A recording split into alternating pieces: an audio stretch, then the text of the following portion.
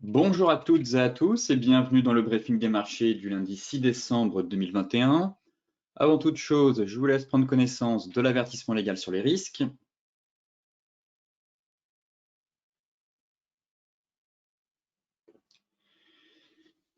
Et ce matin, pour débuter la semaine, nous avons un rebond sur l'ensemble des bourses européennes, même si les incertitudes pèsent encore sur les marchés. On a toujours des inquiétudes autour du variant Omicron et aussi sur la politique monétaire, enfin, du moins le resserrement de la politique monétaire à venir de la Fed.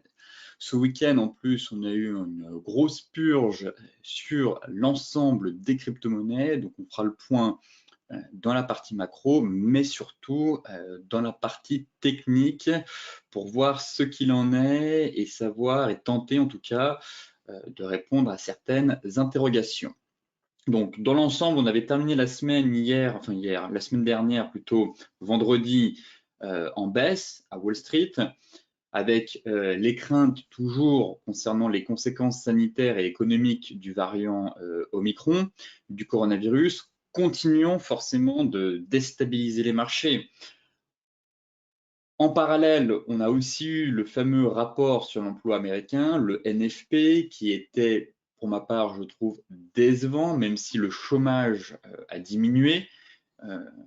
On est tombé à 4,2%, mais c'est surtout la hausse moins importante que prévue des créations d'emplois aux États-Unis en novembre, qui a un peu plombé le moral des investisseurs. Néanmoins, cette hausse moins importante que prévue a contribué à apaiser les inquiétudes sur un resserrement plus rapide de la politique monétaire de la Fed. Juste ça. Effectivement, la Fed pourrait peut-être prendre un peu plus son temps avant de resserrer de manière un peu plus drastique sa politique monétaire. Néanmoins, elle va être obligée de mettre, comme je vous le disais maintenant et comme on le sait depuis plusieurs semaines, un tour de vis dans sa politique monétaire. Et effectivement, les chiffres publiés par le département du travail montrent que la croissance de l'emploi a ralenti quand même le mois dernier, avec 210 000 emplois non agricoles créés contre 546 000 en octobre et 550 000 attendus selon le consensus Reuters. Donc, effectivement, des données jugées quand même un peu décevantes. Et de l'avis général, le rapport sur l'emploi, même moins bon qu'attendu, n'est pas de nature à changer la trajectoire de la Fed, qui devrait quand même accélérer, comme je vous le disais, la normalisation de sa politique monétaire. Elle pourrait peut-être la décaler de quelques mois, mais globalement, la Fed ne va pas retourner sa veste et elle devrait quand même poursuivre la normalisation de sa politique monétaire. Ce matin, justement en Europe, on a un début de semaine, un début de séance en hausse, les marchés reprenant un peu leur marche en avant, soutenus par un optimisme, j'ai envie de dire, prudent autour du variant Omicron du coronavirus. On a surtout j'ai le sentiment qu'on est plus sur un rebond technique, toujours. En Europe, ça reste quand même très fragile. On fera le point dans la partie technique. Mais le sentiment qu'on a un rebond technique après avoir été déstabilisé la semaine dernière par les spéculations sur une accélération du resserrement monétaire aux États-Unis et, comme vous le savez encore une fois, par les inquiétudes sur l'évolution de la pandémie de Covid-19. Donc, bien que peu de choses soient connues actuellement sur le variant Omicron, le marché semble rassuré par l'absence de cas graves détectés jusqu'à présent. Voilà, donc là-dessus, le marché est quelque peu rassuré. Maintenant, les investisseurs attendent surtout les recherches de la part des scientifiques qui devraient tomber d'ici peu pour savoir un peu comment se comporte le variant Omicron face au vaccin.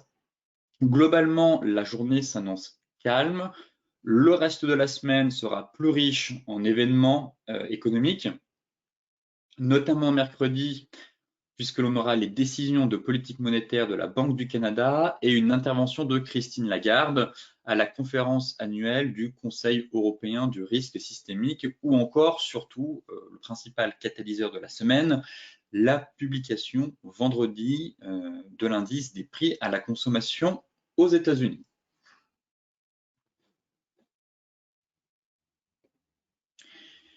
Ici, justement, c'est un graphique représentant le Bitcoin vs le gold. Donc, encore une fois, tordre le cou aux idées reçues, mais je le répète, le Bitcoin n'est pas une valeur refuge. Encore une fois, vu la débâcle qu'on a eue ce week-end sur l'ensemble des cryptos, qu'on regarde le comportement du gold, eh bien, parfois on se dit mieux vaut être investi sur le gold que sur le Bitcoin. Certains me diront oui, mais si on regarde la performance du gold par rapport au BTC, effectivement, il n'y a pas de débat.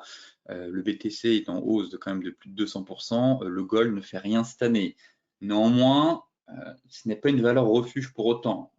Le Bitcoin est mis à mal, l'or ennuyeux, en attendant, semble être une valeur refuge dans un marché en déroute totale. On a quand même perdu au point bas, il me semble qu'on a perdu quasiment 22%. Donc, il y a eu on a eu une liquidation généralisée, très clairement, sur les crypto-monnaies. J'ai été, comme à mon avis beaucoup de monde, surpris, mais aussi à la fois déçu. Comme vous le saviez, j'étais plutôt haussier sur le Bitcoin. Je reconnais m'être trompé sur les perspectives à venir. Je pensais qu'on était dans un marché un peu plus mature, un peu plus sain, un peu plus structuré, qu'on avait une hausse qui était quand même bien faite. On ne s'inscrivait pas du tout dans un cycle d'euphorie avec une hausse parabolique. Au contraire, on avait voilà, un haut de canal, comme je vous le disais, avec des vagues de hausse, des vagues de baisse, mais une hausse plutôt bien construite. Et je pensais que le marché commençait à devenir petit à petit un peu plus mature. Au final, j'ai été déçu. Je me suis aussi trompé sur l'analyse concernant le BTC, puisque derrière, on a quand même chuté de plus de entre 10 et 20%. Néanmoins, il y a quand même du positif dans tout ça, c'est sur l'Ethereum. Là, on fera le point graphiquement, mais j'ai été agréablement surpris par la surperformance très clairement de l'Ether. Maintenant, encore une fois, une purge due à l'effet de levier. Si on regarde le nombre de comptes qui a été liquidé entre vendredi et samedi soir, c'est juste impressionnant. On est sur des actifs quand même spéculatifs, ultra volatiles, et on a encore des personnes qui sont investies avec du levier 50 x 100, donc forcément, quand le marché purge, généralement, ça fait très mal. Donc, encore une fois, surveillez votre effet de levier, surtout sur les crypto-monnaies. Donc, on a eu une purge liée à de l'effet de levier trop important sur les cryptos, une combinaison aussi de prise de bénéfices et de préoccupations macroéconomiques qui aussi a déclenché le mouvement de vente. Je dirais que le plongeon peut aussi suite à une semaine quand même volatile la semaine dernière, au cours de laquelle les actions ont quand même été frappées par les craintes concernant le variant Omicron et la position de la Fed sur l'inflation. Par ailleurs, cette baisse intervient aussi alors que les dirigeants des principales sociétés de crypto-monnaies se préparent à témoigner devant le Congrès mercredi pour la première fois.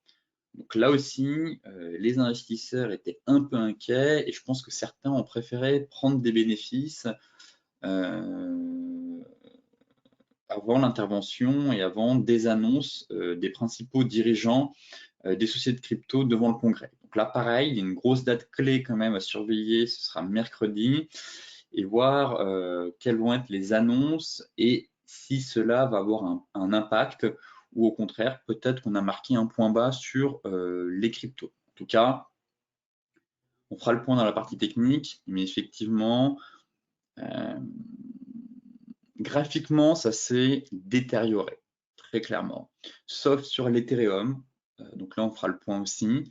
Mais sur le BTC, je pense qu'il faut attendre, laisser du temps au temps, laisser retomber la poussière, peut-être revenir un peu plus tard sur ce marché. Mais effectivement, on a un marché globalement qui est nerveux, un VIX qui est aussi en belle hausse.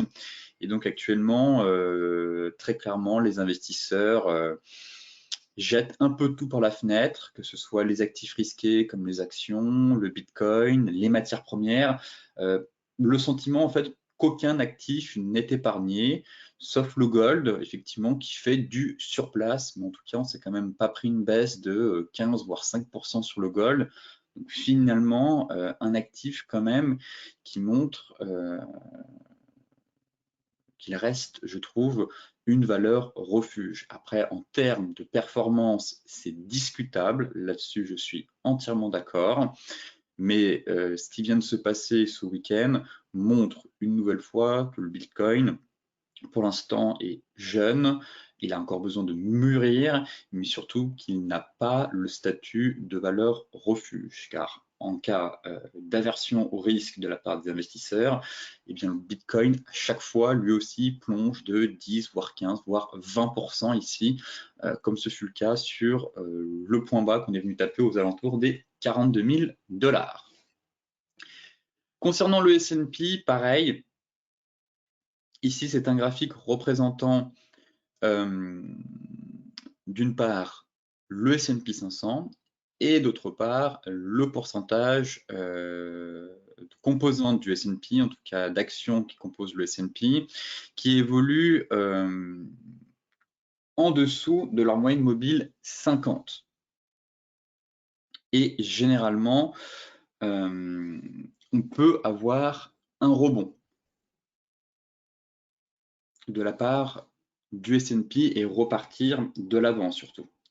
Comme vous pouvez le constater ici, on a quand même des points clés, je trouve. Donc le S&P, effectivement, a quand même bien purgé. Mais je vois mal le marché partir dans une grosse dégringolade. Autant en Europe, comme je vous le disais, ça reste extrêmement fragile. Autant aux États-Unis, je vous avais montré une zone sur le Dow Jones qui m'intéressait et où je m'attendais à un rebond de la part de l'indice sur ce gros niveau clé. Et justement, c'était la moyenne mobile 50 hebdomadaire. Donc ici, nous avons actuellement les actions qui évoluent au-dessus de leur moyenne mobile 50. Donc, actuellement, on est seulement autour de 40%. Et vous voyez que globalement, quand on a seulement 30% des valeurs du S&P qui évoluent au-dessus de la moyenne mobile 50, ça provoque un rebond, comme ce fut le cas en 2019. Durant tout 2019, vous voyez qu'à chaque fois qu'on vient taper cette zone des 30%, eh bien, un rebond se met en place. Donc là, pareil, on voit que le S&P est quand même arrivé sur une zone de polarité. On est venu pullbacker l'ancien sommet. Je n'exclus pas une petite baisse encore de 1 ou 2% pour aller venir chercher le gros niveau, à savoir la moyenne mobile 50, notamment sur le Dow Jones, mais je verrais mal un gros accident de marché d'ici la fin de l'année. Et là, pareil, il faut aussi prendre le problème à l'envers. Généralement, quand on a plus de 90% des sociétés qui évoluent au-dessus de leur moyenne mobile 50, eh bien, c'est qu'on est un peu dans de l'euphorie. Et là, le marché est peut-être passé dans un stade un peu pessimiste et un rebond donc pourrait voir le jour. En tout cas, je trouve qu'à chaque fois qu'on vient taper cette fameuse zone ici des 30%, juste les sociétés au-dessus, enfin seulement 30% des sociétés au-dessus de leur moyenne mobile 50, eh bien, globalement, on a toujours une reprise haussière derrière qui s'effectue. Donc là, actuellement, on est vers les 45%. Comme je vous le disais, je n'exclus pas une dernière vague encore de baisse de 1 ou 2% avant de repartir. Mais très clairement, je ne vois pas un accident de marché arriver d'ici la fin de l'année avec une baisse encore de 4 voire 5%. En revanche, en Europe, c'est différent. Je pense qu'on pourrait aller encore perdre peut-être 3%. l'Europe reste toujours en retard et un peu plus fragile que la locomotive américaine.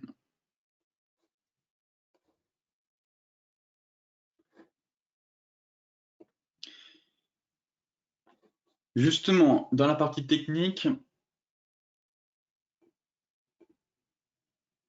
regardons un peu le comportement du CAC 40. Donc en hausse ce matin, rebond sur l'ensemble des bourses européennes. Néanmoins, comme je vous le disais, ça reste quand même fragile. Là, il faudrait qu'on repasse au-dessus de la Tenkan. Déjà, ce serait un bon point, au-dessus des 6840. J'ai toujours le sentiment qu'on est dans une phase de stabilisation et que tous les rebonds sont vendus actuellement sur les indices. Donc là, on est toujours dans une grosse phase de stabilisation où il faut plutôt chercher des ventes sur signal au-dessus des 6009 et pourquoi pas des achats si on retourne dans cette zone. Et là, pour moi, c'est le bal au centre. Très clairement, rien à faire. J'estime qu'on est quand même toujours dans un flux baissier et que ce flux baissier sera invalidé si on repasse au-dessus de la kit jaune ici, des 6920. Pour l'instant, c'est range.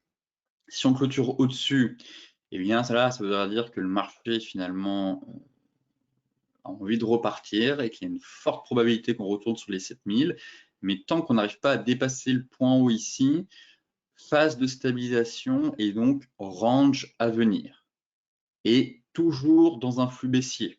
Donc les vendeurs, ils gardent la main. Voilà pourquoi une dernière vague de baisse ne serait pas à exclure sur l'indice CAC 40. Maintenant, en données 4 heures, actuellement, rien à signaler très clairement. Pour moi, on est dans un range. Donc, ce qui va m'intéresser cette semaine, toujours, ça va être de se positionner à la vente sur la borne haute ou à l'achat ici. Et là, en plein milieu, pour l'instant, je laisse faire les acheteurs et les vendeurs. Toujours quand même un biais baissier, comme je vous le disais, car on a eu ce gap de rupture. Donc, flux baissier, ici, phase de stabilisation. Maintenant, est-ce que on va enquiller sur une nouvelle jambe de baisse ou au contraire invalider ce flux baissier?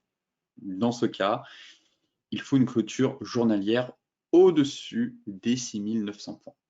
Et là, je pense qu'on pourrait repartir et qu'on invaliderait le flux baissier. Voilà en gros les gros niveaux à surveiller cette semaine sur le CAC 40. Le DAX, c'est pareil. Je vous disais quand même toujours de vendre les rebonds, de vendre tous les rebonds sur l'indice allemand. Pour ma part, on est comme sur le CAC dans un flux baissier. Maintenant, est-ce que c'est un range ou un triangle?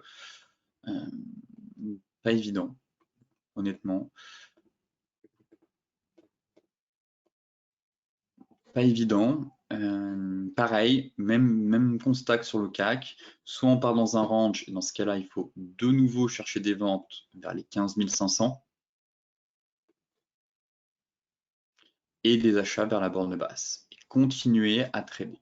En tout cas, je vous disais aussi qu'une fin d'année en range était tout à fait envisageable. Pour l'instant, depuis le gap de rupture, voilà les deux bornes clés. Maintenant, j'attends de voir si on est dans un triangle ou effectivement on va partir dans un véritable range. Mais le DAX, alors, ça reste quand même fragile. Ce matin, on a ouvert avec un gap. Ça a été vendu. On est venu combler le gap derrière. Donc, quand même, un DAX un peu plus fébrile et le sentiment que tous les rebonds sont vendus sur l'indice allemand. Donc, pareil, essayez d'intervenir sur des niveaux clés, encore une fois. Si vous voulez vendre l'indice, si vous voulez acheter l'indice, dans ce cas-là, attendez la zone des 15 000, 15 100, 15 000, à peu près par ici, et les ventes, dès qu'on remonte vers ce niveau-là. Mais globalement, on reste comme sur le CAC 40, une phase de stabilisation. Et derrière, si on casse ce niveau, je viserai par contre, si on casse les plus bas ici, la zone des 15 100, 15 000, 15 100, je viserai en swing les 14 800. Pour moi, ce sera le TP final à aller chercher sur le DAX. Et reprise haussière si bougie flux au-dessus de 15 550. Dans ce cas-là, il faudra peut-être chercher à revendre le DAX un peu plus haut. Mais on devrait se diriger pour venir combler le gap. Mais pour l'heure, phase de stabilisation, le flux reste baissier et je pense toujours qu'il est préférable de chercher des ventes, mais sur des bons niveaux clés de marché, sur des gros rebonds. Actuellement, on est plutôt sur la borne basse, donc laissons faire le marché, attendons de voir un peu, et surtout, il faudrait qu'on ait un rebond un peu plus puissant pour de nouveau revendre le DAX. Le Dow Jones,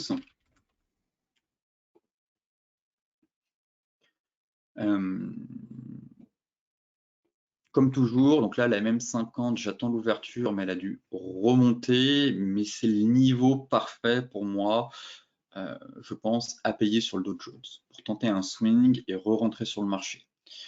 Voilà pourquoi je n'exclus pas une dernière vague de baisse, on aurait la même chose en Europe, et ce serait d'aller chercher ce niveau-là. Donc là, elle devrait remonter aux alentours des 33 900, la MM50, mais ici, toujours, ça reste la zone majeure à travailler à l'achat. Si cette semaine, on purge une nouvelle fois. Maintenant, en daily, les niveaux de support ont quand même bien tenu. On a préservé la MM200. J'attends de voir l'ouverture. Le flux reste baissier. Sur les futurs, on rebondit aussi ce matin. Donc maintenant, si on a marqué un point bas à court terme, ce serait intéressant de voir jusqu'où le Dow Jones a les capacités de rebondir. Donc ce sera soit en général, les indices américains rebondissent entre 50 et 61,8. Donc là, un rebond de 61,8, ça me paraît un peu violent. Je verrais bien un rebond à 38,2, pourquoi pas 50. Donc déjà 38,2 vers les 35 000. Effectivement, si on regarde les futurs, bon, on est venu chercher les 38,2. On est en train d'aller chercher les 38,2, c'est un beau niveau, on est sous zone. 35 000, c'est aussi un très beau niveau, donc pour l'instant, laissons faire le marché, pas de précipitation, attendant l'ouverture à 15h30, on est certes sur zone, mais là j'ai le sentiment au final que la baisse n'a pas prise en fin de semaine dernière et que le marché a plutôt envie de rebondir pour l'instant. Vous voyez, on a validé en plus une divergence. Divergence 4 heures, donc la divergence 4 heures, c'est 50% de retracement de la dernière vague de baisse. Donc ici, la dernière vague de baisse, pour moi, c'est celle-là. Le niveau, ce serait d'aller chercher la MM50. Donc pour moi, la zone qui m'intéresse vraiment pour revendre le Dow Jones, ce serait les 35 000. Alors là, oui, on a eu l'avalement baissier en données 4 heures, mais je ne suis pas convaincu. Je suis pas convaincu, j'attendrai 15h30 l'ouverture US. Et je trouve cette zone-là plus intéressante. Le niveau des 50 avec la MM et pourquoi pas excès sur mèche au niveau des 35 000, 35 070. En tout cas, pour l'instant, je trouve que revendre ici, c'est plutôt risqué. On s'inscrit plutôt dans un rebond ce matin. Donc, j'attendrai un peu pour celles et ceux qui veulent de nouveau revendre le Dow Jones, mais qu'on vienne chercher notre moyenne mobile 4 heures. Ici et pourquoi pas sur Excel et 35 000. C'est plutôt cette zone-là qui m'intéresse pour tenter de nouveau des ventes sur signal plutôt que celle-là. Vous voyez, là on a quand même une belle bougie horaire qui est en train d'invalider la bougie 4 heures, donc pas de précipitation. On est sur une reprise haussière, enfin, soit une reprise, soit un puissant rebond, mais je l'attends plus haut. Pour moi, le Dow Jones, si vous êtes à l'achat, très bien. Je pense qu'il y a un peu de place pour aller chercher cette fameuse zone couplée avec les niveaux de Fibo en données 4 heures et la moyenne mobile 4 heures surtout. Enfin, la moyenne mobile 54 heures. Côté Forex, c'est mou. C'est mou. L'euro, rien n'a changé. C'est toujours le même plan. Alors, je suis sur l'euro CHF. Bon, tant pis, on va quand même faire l'euro CHF. C'était une paire que je voulais vous montrer. L'euro CHF, je vous avais dit, on est sur une zone. On est sur une zone clé. Juste ici. Alors, ici, on a une grosse zone où il y a toutes les mèches entre les 1,03 1,085 et 1,0405. Donc c'est une zone hebdomadaire et la prochaine zone est à 1,02. Donc oui, forcément, l'euro est plombé à cause du variant, des craintes sur l'inflation, et le franc suisse jouit de son statut de monnaie refuge, ce qui explique un peu la dégringolade de l'euro depuis plusieurs semaines. Maintenant, on est sur une zone clé. En parallèle, la BNS, donc la Banque nationale suisse, intervient pour éviter une trop forte appréciation du franc. Elle était intervenue massivement ici et je pense qu'elle pourrait intervenir aussi sur les 1,04. Pour moi, les deux gros niveaux, je pense qu'elle va intervenir, c'est soit les 1,04, soit les 1,02.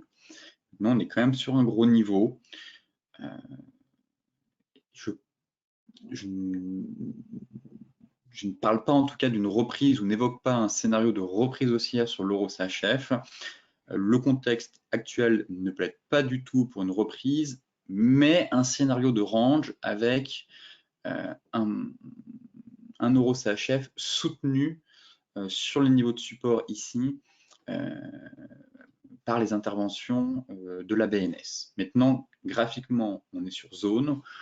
En données daily, j'aime beaucoup l'avalement haussier qu'on est en train d'effectuer. Donc, malgré l'incursion qu'on a eue sous les 1,04, j'ai l'impression qu'on était dans un bear trap et qu'au final, on est en train de réintégrer. Donc là, ce qui va m'intéresser, ce sera la clôture, voir si l'avalement est confirmé et surtout la divergence aussi.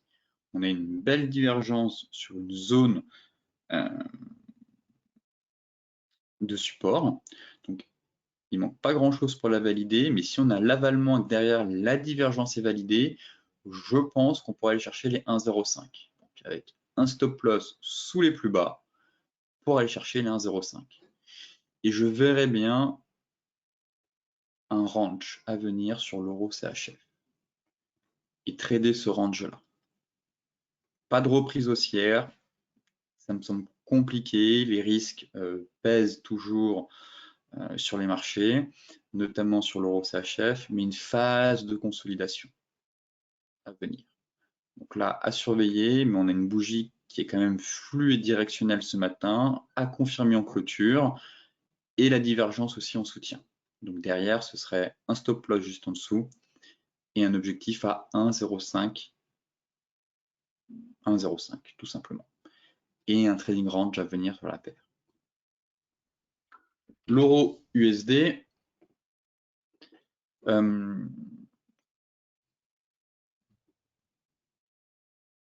que dire sur l'euro, si ce n'est qu'on est toujours dans le range, mais qu'il se passe absolument rien. En fait, on travaille vraiment le milieu de range, comme toujours. Donc, on va jeter un coup d'œil sur la clôture hebdomadaire. On se stabilise, ça se voit un peu dans les bougies. Là, on a fait un petit marteau, un petit doji. Bon, on est vraiment dans une phase de stabilisation, donc ce qui renforce le scénario de range à venir en données 4 heures. Surtout. Donc là, en données daily, effectivement, on a la Tenkan qui baisse. C'est un bon point. J'aimerais pareil que dans les jours à venir, elle continue un peu à baisser, qu'elle vienne se mettre à plat juste ici. Et ça renforcerait en fait la borne haute du range. Mais globalement, je pense qu'il faut continuer à chercher des ventes sur les 1,1370 et des achats vers les 1,1180 pour faire du swing et du ping-pong. Là, on va vraiment rentrer, je pense, dans des grosses phases de range, peut-être sur les indices, le forex aussi. Actuellement, c'est un peu haché, je trouve. On a un bon niveau de support juste ici, mais c'est le milieu de range. Donc là, vraiment, c'est la bataille entre les acheteurs et les vendeurs. Il faut rester à l'écart et profiter des accélérations sur la borne haute ou sur la borne basse. Mais comme toujours, je pense qu'il faut vraiment intervenir sur des niveaux clés, borne haute, borne basse, point barre. Et au milieu, c'est la machine à laver, donc laissez faire la bataille entre les acheteurs et les vendeurs pour éviter de se prendre tout simplement des portes de salon. Voilà le plan, mais il n'a pas changé, rien de neuf en tout cas sur cette paire, sur l'euro-dollar. Pour moi, range à venir, intervenez sur les bons niveaux avec TP1, TP2, si c'est achat sur la borne basse, c'est bien TP1, TP2, ainsi de suite, ping-pong, jusqu'à avoir la cassure d'une des deux bornes. L'AUD-USD, je reviens dessus parce que je l'avais évoqué en fin de semaine dernière en vous disant que je vous proposerai une stratégie de trading à l'achat sur la zone de polarité hebdomadaire. Néanmoins, j'ai pas envie de me reprendre un stop loss comme sur l'AUD-NZD. Il me semble dans le NZD-USD, on avait une belle zone hebdomadaire. Je vous avais dit, je verrais bien un rebond sur cette paire. Au final, la zone a percé. Et là aussi, c'est pareil. Je n'aime pas la clôture hebdomadaire qu'on a eue sur cette paire. Là, on avait la belle zone. Je vous disais un rebond. Alors, c'est complètement baissier, mais je voyais bien un rebond sur cette zone avant de repartir dans le sens du flux. Néanmoins, la clôture est moche. On a clôturé sous la zone, ici. Vous voyez, on avait tracé la zone. Je vous disais à surveiller la semaine prochaine pour tenter le rebond avant de repartir dans le sens du flux. Mais là, j'aime pas du tout la clôture hebdomadaire. On a quand même bien clôturé sous la zone. Donc là, j'ai le sentiment qu'on est sur un pullback. Prudence. J'attends de voir la clôture du jour. Pour l'instant, j'estime qu'on est sur un pullback. Donc, pas de précipitation. On pourrait très vite repartir dans le sens du flux. Effectivement, je trouvais qu'on était quand même dans une situation de survente, très loin de la Tenkan, et que ce beau niveau pouvait nous offrir un joli rebond avant de repartir. En tout cas, je vais plutôt chercher des ventes sur cette paire.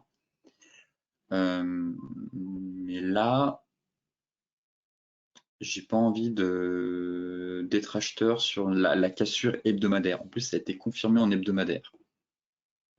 Maintenant, affaire à suivre, en tout cas. Mais on est dans un flux baissier et j'ai plutôt envie de chercher des cassures Tenkan Kijun. Vous voyez, comme ici, dans le sens du flux. On a un très beau flux baissier, ça reste baissier, donc prudence sur les rebonds.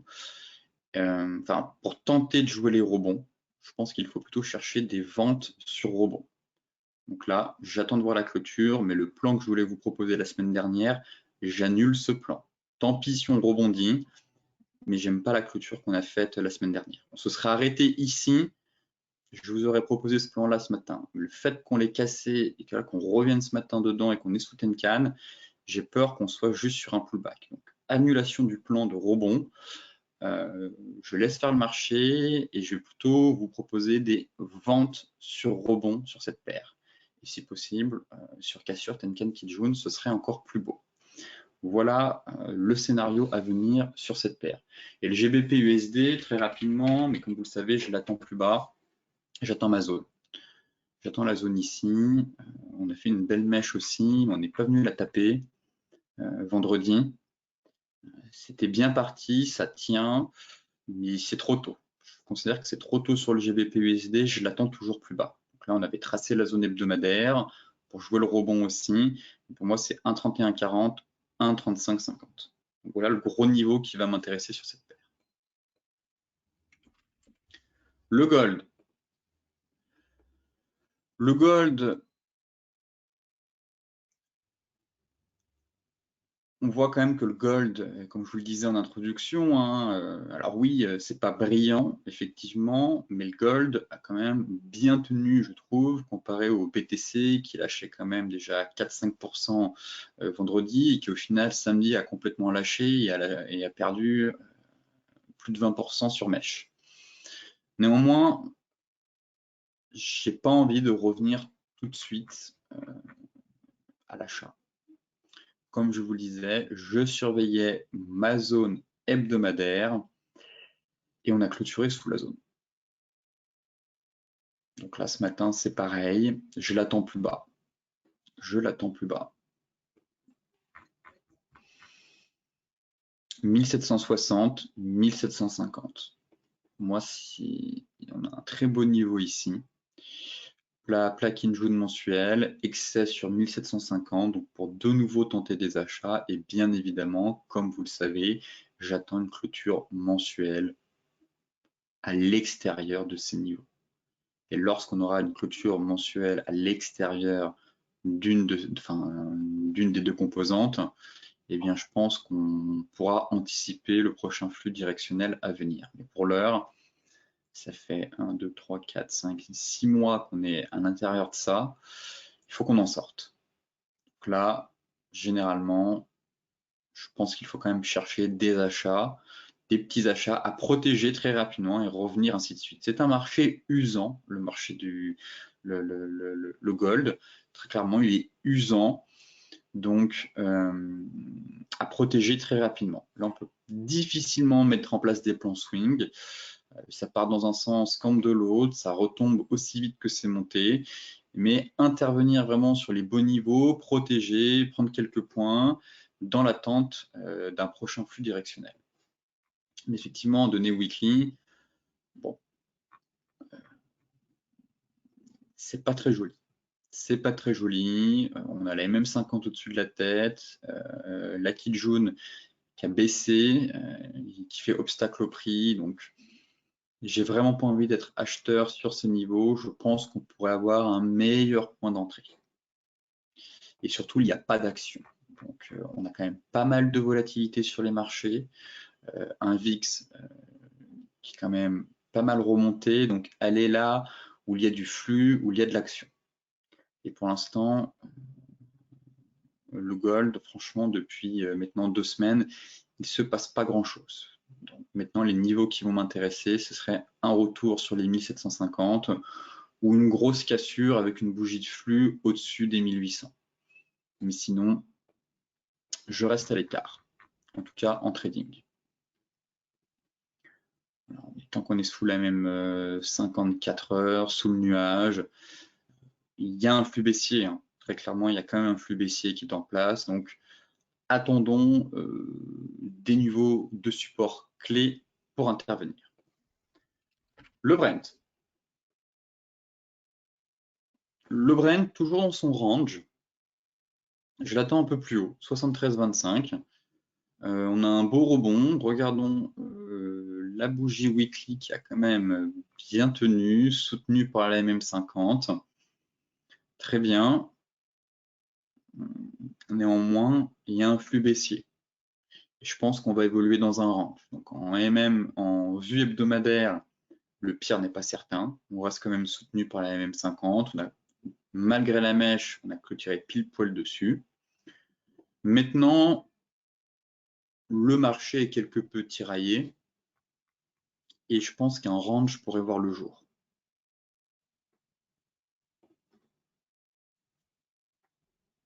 Entre 73,25 et 67,50. Et ça me semble être pas mal du tout.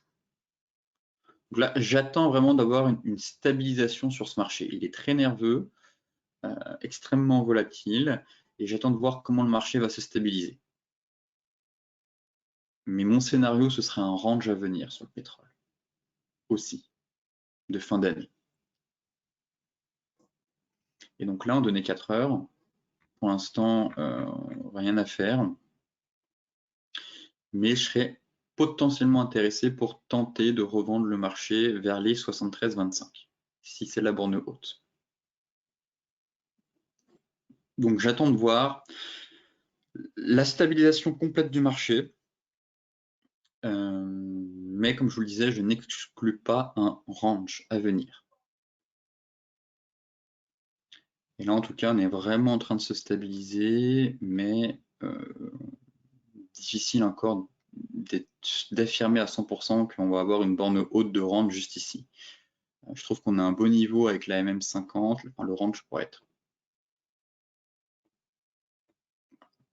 soit ici, soit ici, à peu près. Donc là, je vais laisser le temps au marché de se poser calmement. On est quand même sur un actif là assez volatile depuis quelques séances, qui réagit au gré des news qui tombent selon les annonces un peu de l'OPEP et des pays producteurs de pétrole. Donc pareil, pas de précipitation, mais je ne serais pas contre de chercher de nouveau des ventes sur ce marché. Pour l'instant, en début de semaine, je reste à l'écart. Et j'attends voilà, d'avoir un peu plus d'historique de prix pour les prochains jours. Le light, c'est exactement la même chose. Soutenu par la MM50, on reste quand même dans un flux baissier. On a validé une divergence baissière, effectivement.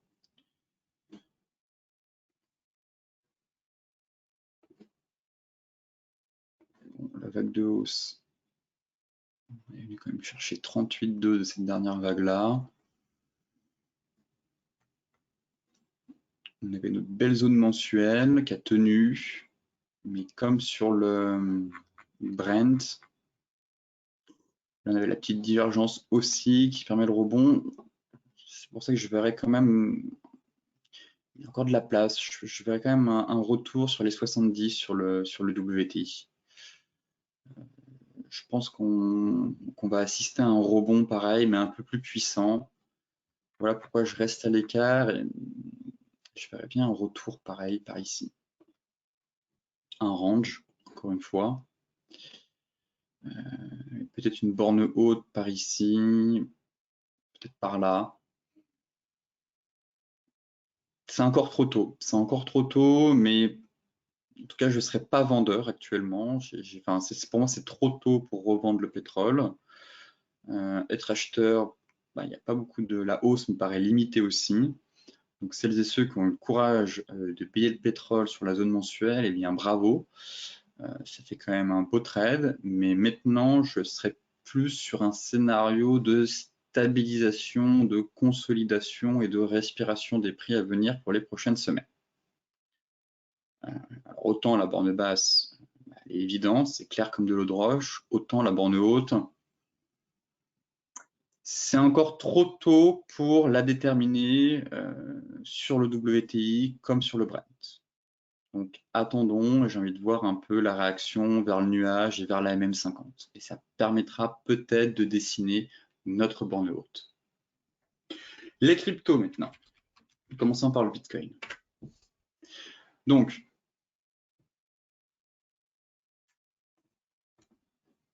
les cryptos, très déçus et à la fois surpris.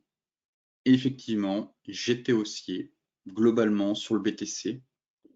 Je me suis trompé sur cette analyse. Je ne peux pas avoir raison à tous les coups, mais là, il faut aussi reconnaître qu'on se plante. Et donc, pour le coup, l'analyse n'était pas bonne. Effectivement, surpris par la purge qu'on a eue, étant donné que je vous disais quand même qu'on avait une ascension assez saine et plutôt bien structurée. On n'était pas dans ce cas de figure où ça montait en mode euphorie et to the moon. Là, on avait une tendance saine, des plus hauts et des plus bas de plus en plus haut. Il n'y avait rien d'euphorique. Mais malheureusement, les investisseurs ils en ont décidé autrement et il y a eu des grosses prises de bénéfices. Donc, ce qui montre encore une fois très clairement, quand je vois des cryptos qui ont perdu 50% de leur valeur, qui ont plongé de 40%, c'est vraiment hallucinant. Et ça montre encore que le marché est très très jeune, qu'il a surtout besoin de mûrir et peut-être d'être un peu aussi régulé. Car là, parfois, j'ai l'impression que c'est le Far West et qu'on a des hausses et des baisses surtout qui n'ont absolument aucun sens. Maintenant, aussi surpris dans le sens où je pensais que le marché était plus mature qu'en 2017, où effectivement ici c'était un peu devenu le grand n'importe quoi. Et avec l'arrivée des investisseurs, je m'attendais à ce que le marché réagisse moins violemment et décroche moins violemment qu'avant. Voilà. Et qu'on n'ait pas des purges aussi spectaculaires que celles qu'on a eues ce week-end. Mais encore une fois, certains ne retiennent rien. et continue d'investir avec de l'effet de levier, 50, 100, voire plus sur les exchanges. Donc derrière, les appels de marge font mal et donc les liquidations aussi. Maintenant, basculons sur les unités de temps plus longues. Alors effectivement, ça se dégrade. Techniquement, quand on était ici, pour moi, il n'y avait encore rien d'inquiétant. Je trouvais qu'on était dans une tendance secondaire baissière, mais qui s'inscrivait dans une tendance primaire, avec potentiellement un redémarrage haussier. Là, le fait d'avoir cassé les 53 000 et d'avoir accéléré, d'avoir cassé ce sommet-là, ça casse réellement la dynamique. Donc clairement, j'ai hâte de voir maintenant la clôture mensuelle, car là, la chose que j'aime pas sur le BTC, c'est ça, c'est la divergence. Donc là, on a une petite divergence qui est très clairement en cours de formation. Et les divergences sur le BTC, généralement, elles fonctionnent plutôt bien. On avait aussi une en 2017-2018, en hebdomadaire, elle avait parfaitement fonctionné. Donc là, ce que je surveille, c'est ce niveau, mais maintenant, je n'exclus pas, voilà, qu'on aille chercher plus bas. Et s'il faut, un range. Ici.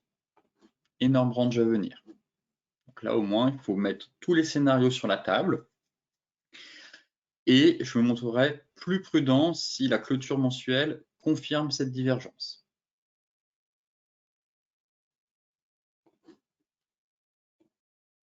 Il faut attendre la clôture mensuelle. Pour l'instant, elle n'est pas valide. Mais si on confirme ce niveau, je pense qu'on aura un range à venir et qu'on ira chercher 36 000 et pourquoi pas les 34 000. Donc, retour et une énorme phase de trading range sur le BTC. Voilà un des scénarios à ne pas exclure. Ça, c'est une vue long terme. Donc, nécessite la clôture mensuelle à confirmer. Maintenant, sur la vue hebdomadaire, la prise d'appui sur la MM200, ça aussi, c'est quand même un bon point. J'attends de voir derrière si ça va tenir. Si on clôture sous la MM200, décidément, je ne vais pas y arriver. Si on clôture sous la MM50 hebdomadaire, ça renforcerait le scénario que je viens de vous citer juste avant en données mensuelles. Pour l'instant, on pourrait très bien faire une petite incursion et repartir. Là, pareil, si on met un beau retracement de Fibo, on est sur quasiment le niveau des 50%. On est venu, on a clôturé sur le niveau des 50, il est un peu plus bas, hop, juste ici. Voilà. Donc là, on travaille le niveau des 50. On est sur un niveau clé, on a une zone intermédiaire, très clairement, qui est juste ici. Donc là, ça va être mon pivot clé de la semaine que je vais surveiller. Pas de plan, je trouve que c'est encore trop tôt. Je trouve que le marché est fragile aussi. On a de grosses news qui vont tomber mercredi, notamment avec les dirigeants qui ont une audition devant le Sénat américain. Attendons de voir. Peut-être que le marché a surréagi, comme d'habitude, qu'on va repartir. Mais en tout cas, le pivot clé de la semaine, c'est ça. C'est 47 000. 48 950. Si on clôture, on a une clôture hebdomadaire en dessous, alors je pense qu'on aura une dégringolade plus profonde à venir. Et avec potentiellement un objectif à 36 000 $. Si ce niveau tient, eh bien, on verra par la suite, mais on pourrait avoir vraiment une reprise haussière. Et le pire n'est pas certain. Voilà comment je vois les choses sur le Bitcoin. Je le trouve fragile, très clairement. Je suis beaucoup moins optimiste qu'avant. Graphiquement, ça s'est dégradé. Il y a quand même un niveau qui m'intéresse ici. Voilà. Le dernier rempart, pour moi, si ça casse, on ira revisiter les 44 000 et les 41 000. Mais là, on est sur un niveau intéressant quand même. Et j'ai l'impression que le marché a surréagi comme d'habitude. Voilà mon point technique sur le BTC. pareil, ici, depuis samedi, on a un micro-range, vous voyez, et donc ça se situe dans la zone. Donc là, pareil, c'est les niveaux clés à surveiller. Si on casse les précédents plus hauts, ce serait de bon augure pour la suite. Vraiment, je pense qu'on aurait fait un point bas et qu'on pourrait repartir. Si on clôture sous ce niveau-là en hebdomadaire, eh bien, vous connaissez la suite et je pense qu'on ira visiter un peu plus bas. Maintenant, ça, c'était le point négatif du BTC, du secteur des cryptos. Je suis quand même surpris, agréablement surpris, ça c'est un bon point, par la tenue de l'Ethereum. Et donc, pour le coup, quand je vois l'Ether, eh ben, j'ai envie d'être positif pour la suite. Quand je vois que notre fameuse zone ici a tenu, qu'on est venu purger, mais qu'on a clôturé au-dessus de la zone quand même, au-dessus des 4180, j'ai été impressionné par l'Ethereum. Et ça, je pense que l'Ether va surperformer le BTH.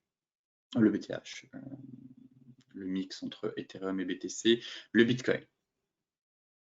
Donc là, pareil, encore une fois, les zones. Et le fait que cette zone-là est tenue, ça envoie quand même un signal fort, je trouve. Donc là, on va, pour ma part, je pense, évoluer dans un énorme range. C'était le scénario un peu ennuyant, ennuyeux même, à venir, mais c'est ce qui est en train de se dessiner sur l'Ethereum.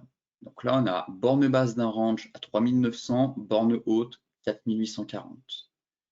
On a fait l'excès sur mèche, on est venu liquider et purger le marché, et derrière, quand même, une belle résistance de l'Ethereum. Et on est sur une belle zone de prix. Autant que le BTC, on a tout cassé. Là, on est toujours dans une dynamique haussière. On n'a pas cassé ce niveau-là.